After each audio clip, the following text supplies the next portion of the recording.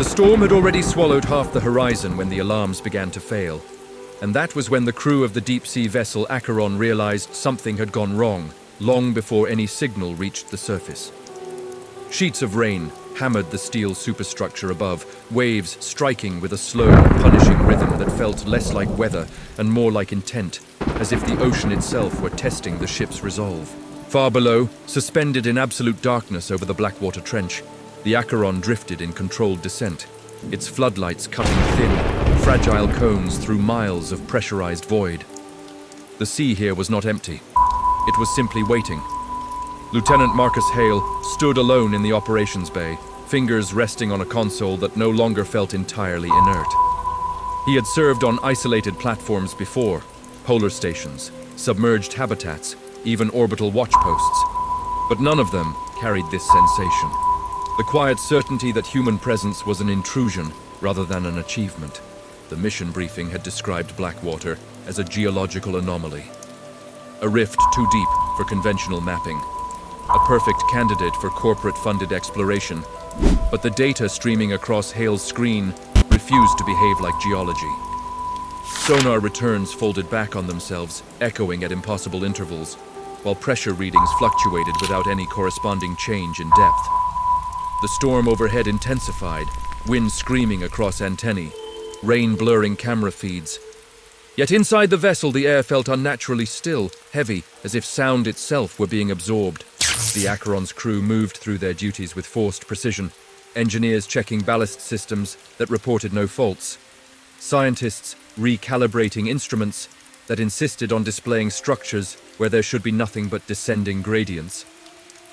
No one spoke about the unease, but it lived in the pauses between sentences, in the way eyes lingered on bulkheads as if expecting them to move.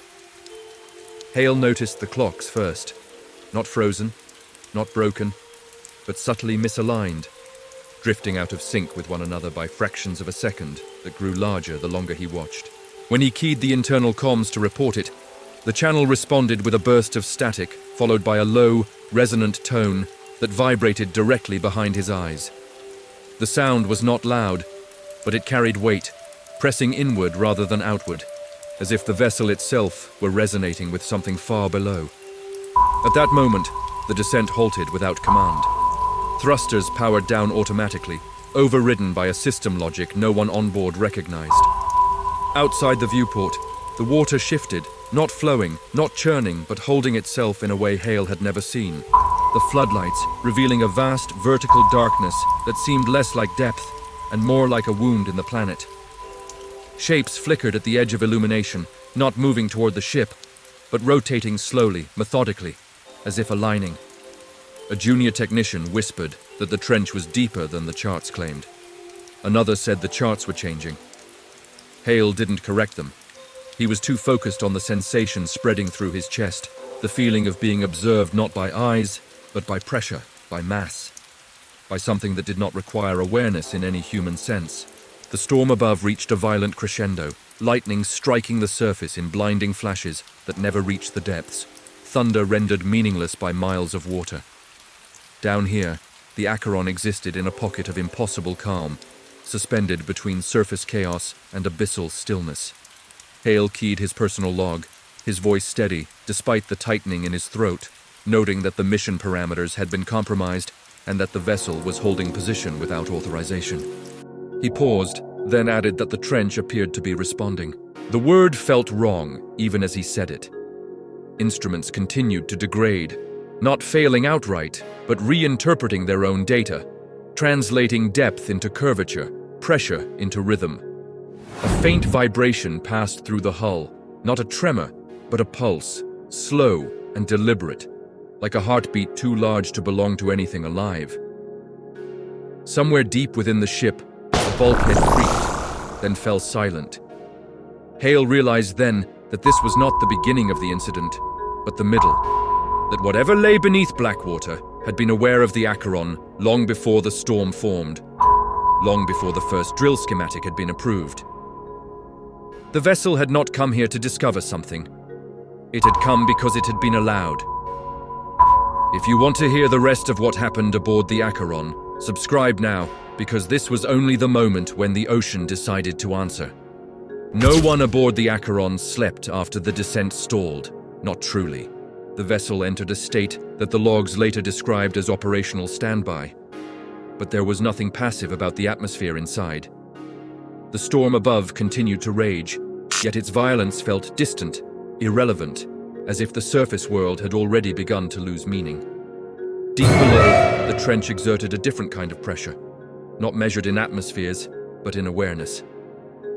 Marcus Hale remained at his station long past his scheduled rotation, watching the sonar feeds distort in ways that defied any training he had received.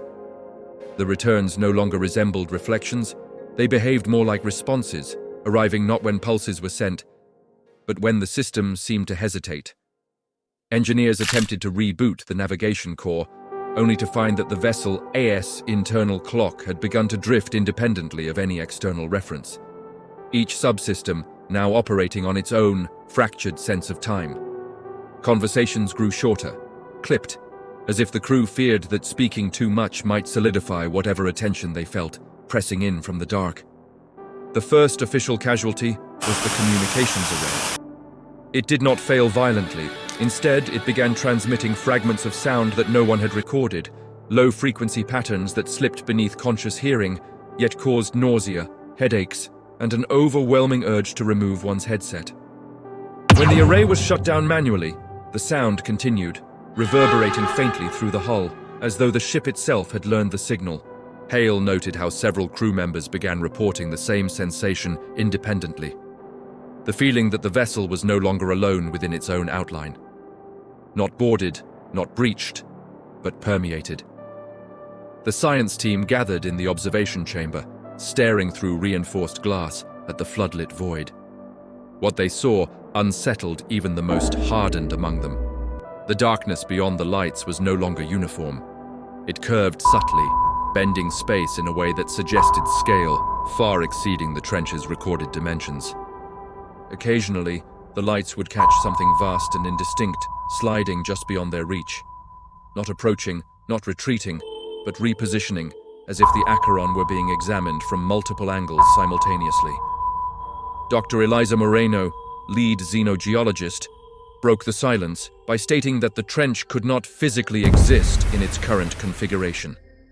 Her voice trembled not with fear, but with awe edged by dread.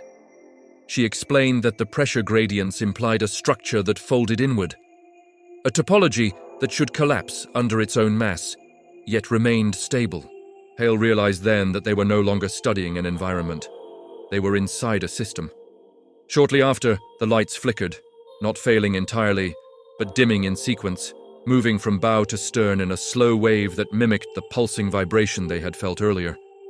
The crew felt it too, a synchronized tightening in the chest, a pressure behind the eyes, a shared instinct to remain still.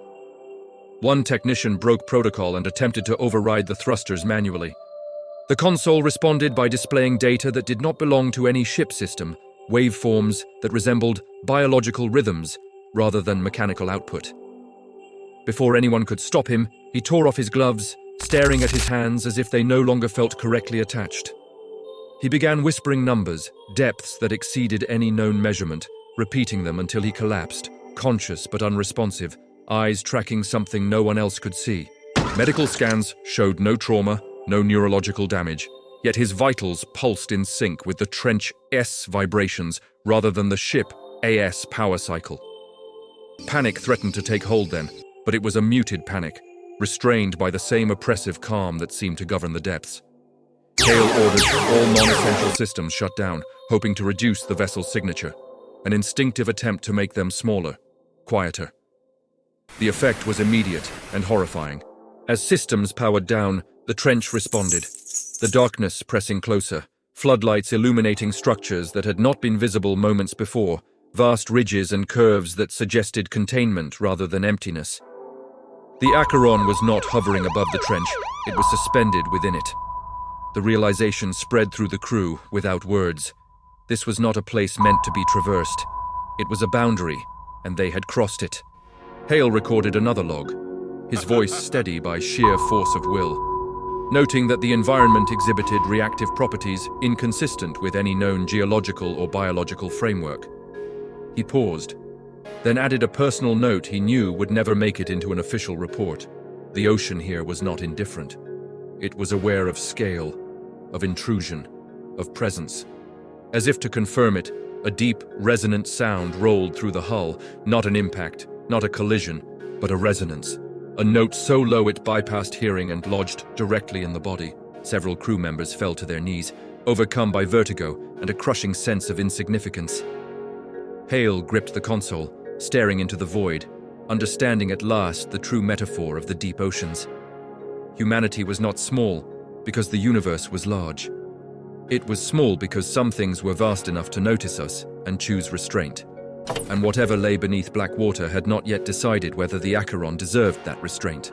By the time the crew realized that sleep itself had become unreliable, the Acheron no longer felt like a vessel, but a thin membrane separating human fragility from something immeasurable.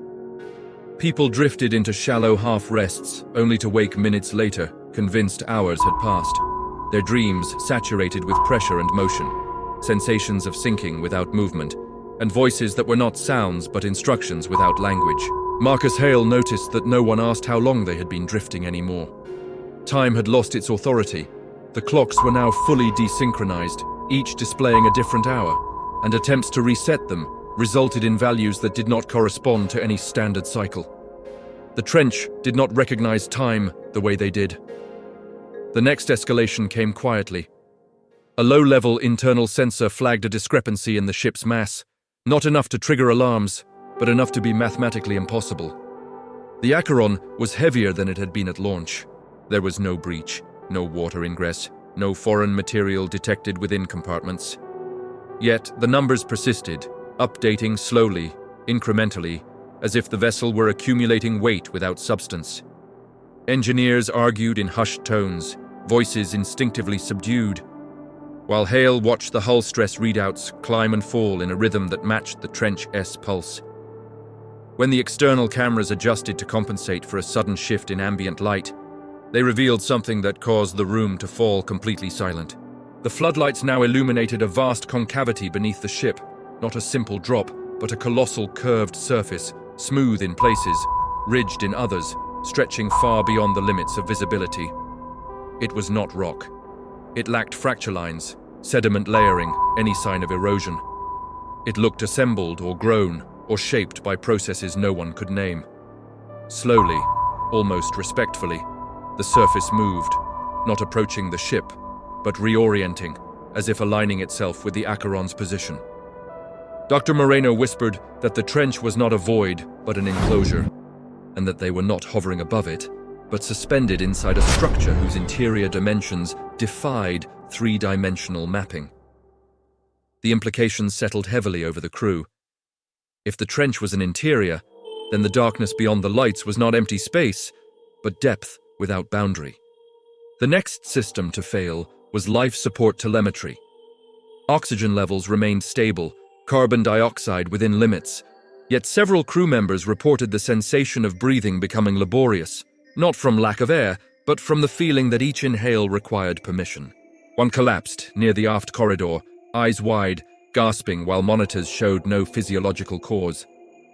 As medics attended to him, the internal lights dimmed again, this time not sequentially, but symmetrically, converging toward the center of the vessel. Hale felt it then, unmistakably, the sense of orientation shifting inward, as if the ship had become the focus of a larger geometry. The trench was not reacting to their actions anymore. It was incorporating them. A deep vibration rolled through the hull, stronger than before, carrying with it a pressure that made teeth ache and bones feel hollow. Several crew members began hearing the same thing independently.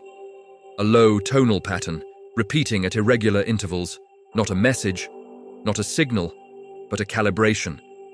The sound seemed to pass through walls, through bodies, settling somewhere behind thought.